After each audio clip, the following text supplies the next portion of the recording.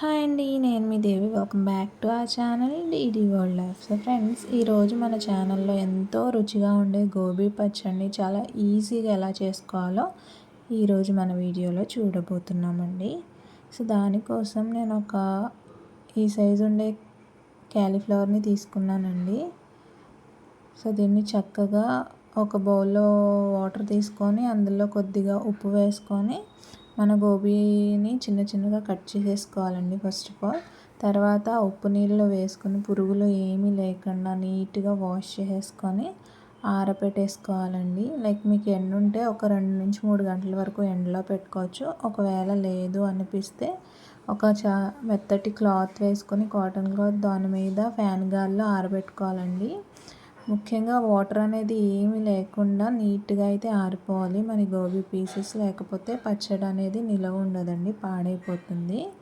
So చూసారు కదా, మాకు ఇటు సైడ్ ఎండ ఉందండి. సో ఒక 2 నుంచి 3 గంటలు అయితే నేను ఎండలో పెట్టి తీసేసుకున్నాను. అసలు చూసారు కదా, తడి అనేది లేకుండా పీసెస్ అయితే డ్రై అయిపోయాయి. సో వీటిని పక్కన పెట్టేసుకుందాం. తర్వాత స్టవ్ మీద ప్యాన్ పెట్టుకుని అందులో 1 టీ స్పూన్ వరకు ఫస్ట్ అయితే ఆవాలు వేసి వేయించుకుంటున్నానండి. ఆవాలు చక్కగా వేగిపోయి కలర్ మారి మంచి సువాసన వచ్చేంత వరకు వేయించి తీసి ఒక ప్లేట్లో వేసుకొని పక్కన ఉంచుకోవాలండి.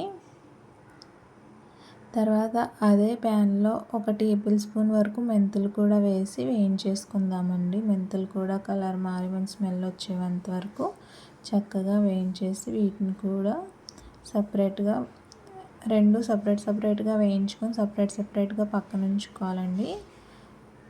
సో ఈ విధంగా తీసేసుకున్నాక అదే బాణాలో 200 గ్రాముల వరకు పప్పు నూనె వేసుకోవాలండి. అందులో ఒక గుప్పెడు దంచి పెట్టుకున్న వెల్లుల్లి రెబ్బలు, ఒక 3 నుంచి 4 వరకు ఎండుమిరపకాయలండి, కొద్దిగా ఇంగువ వేసుకొని నూనె మన వెల్లుల్లిపాయలు ఏవైతే ఉన్నాయో అవి కొంచెం ఎర్రగా అయ్యేంత వరకు ఫ్రై చేసేసుకోవాలండి. సో వెల్లుల్లిపాయలు అనేది కలర్ చేంజ్ అవ్వగానే స్టవ్ ఆఫ్ చేసేసుకొని మనం ముందుగా వేయించి పెట్టుకున్న ఆవాలు మెంతుల్ని చక్కగా చల్లారాక పౌడర్ చేసేసుకొని పక్కన ఉంచుకోవాలి. తర్వాత నేను ఈ సైజులో ఉండే 5 నిమ్మకాయలు తీసుకుని వాటి నుంచి రసం అయితే తీసేసుకున్నానండి. తర్వాత ఒక పెద్ద మిక్సింగ్ బౌల్ తీసుకొని అందులో మనం ముందుగా ఆరబెట్టి తీసుకున్న గోబీని అయితే వేసేసుకోవాలి. తర్వాత అందులో 1.5 గ్లాస్ వరకు కారం అండి, అండ్ ఒక గ్లాస్ నుంచి ఒక గ్లాస్ కంటే కొంచెం తక్కువ ఉప్పు, 1.5 టేబుల్ స్పూన్ల ఆవపొడి అండి, 1/2 టీ స్పూన్ మెంతి పొడి, 1/2 టేబుల్ స్పూన్ వరకు మెంతి పొడి, ఒక చిటికెడు వచ్చేసి పసుపు అండి. తర్వాత మనం తీసి ఉంచుకున్న నిమ్మకాయ రసం అండి. నాకు 5 కాయల నుంచి ఇంత రసం అయితే వచ్చింది. ఆ రసం కూడా యాడ్ చేసేసుకొని ఒకసారి బాగా మిక్స్ చేసేసుకోవాలి.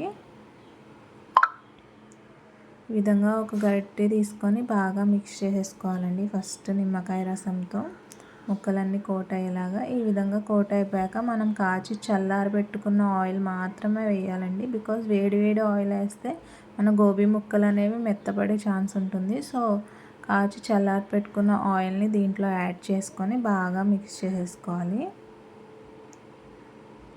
మీకు కావాలంటే ఈ స్టేజ్లో కొంచెం దంచుకున్న వెల్లుల్లిపాయ రెబ్బలను కూడా వేసుకోవచ్చండి, బట్ నేను వేయట్లేదు. మీకు ఇష్టం ఉన్న వాళ్ళు వేసుకోవచ్చు. సో ఈ విధంగా బాగా మిక్స్ చేసేసుకుంటే మన గోబీ పికిల్, క్యాలీఫ్లవర్ నిలవ పచ్చడి అయితే రెడీ అయిపోతుందండి. చాలా ఈజీ చేసుకోవడం, టేస్ట్ మాత్రం పుల్లగా కారంగా చాలా అంటే చాలా బాగుంటుంది. సో మన పచ్చడిని ఒక పూట అయితే ఊరబెట్టుకోవాలండి. సో నేను మీకు నెక్స్ట్ డే పిక్ చూపిస్తాను. సో చూసారు కదా, ఈ వీడియోలో మన పచ్చడి అయితే ఫుల్గా రెడీ అయిపోయిందండి. సో దీన్ని మనం ఒక 2 నుంచి 3 నెలల వరకు చాలా హ్యాపీగా యూస్ చేసుకోవచ్చు. చాలా టేస్టీగా ఉంటుంది. వేడి అన్నంలో కొద్దిగా క్యాలీఫ్లవర్ పిక్కలు వేసుకొని నెయ్యి వేసుకొని తింటే అబ్బబ్బా అమృతంలా ఉంటుందండి. సో మీరు కూడా ట్రై చేయండి. మీకు ఎలా వచ్చిందో నాకు కమెంట్ చేయండి. అండ్ మన ఛానల్ లైక్, షేర్, సబ్స్క్రైబ్ చేసుకోవడం మాత్రం మర్చిపోకండి. మరొక వీడియోతో మళ్ళీ కలుద్దాం. Bye all.